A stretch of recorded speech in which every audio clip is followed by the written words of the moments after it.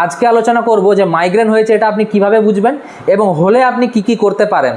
আমি ললিত কান্তি দত্ত, একজন medical health care professional. আজকে আলোচনা করব যে মাইগ্রেনের মাথা ব্যথা হলে কিভাবে বুঝবেন বা লক্ষণগুলি কি দেখা যাবে। চলুন ভিডিওটি অবশ্যই শেষ অবধি দেখুন, অনেকটা ইনফরমেটিভ আছে। প্রথম কথা, মাইগ্রেন কোনো মাথা ব্যথা নয়, এটা নিউরোলজিক্যাল হেডেক ডিসঅর্ডার। প্রথম লক্ষণ হলো এক পাশে ধকধক করা মাথা ব্যথা। মাইগ্রেনে সাধারণত মাথার এক পাশে তীব্র ধকধক করে মাথা ব্যথা হয়।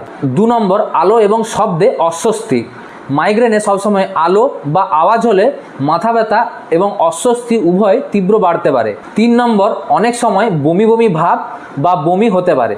4 নম্বর, চোখে ঝাপসা আলো দেখা, মানে কিছু ক্ষেত্রে মাথা ব্যথার আগে চোখে ঝাপসা আলোর ঝলক অবধি দেখা যায়। প্রথম পর্যায়ে বাড়িতে কি করলে উপকৃত হতে পারেন? অন্ধকার ও শান্ত ঘরে বিশ্রাম নিন, পর্যাপ্ত জল পান করুন, খুব বেশি স্ক্রিন ব্যবহার এড়িয়ে চলুন, যেমন টিভি, মোবাইল।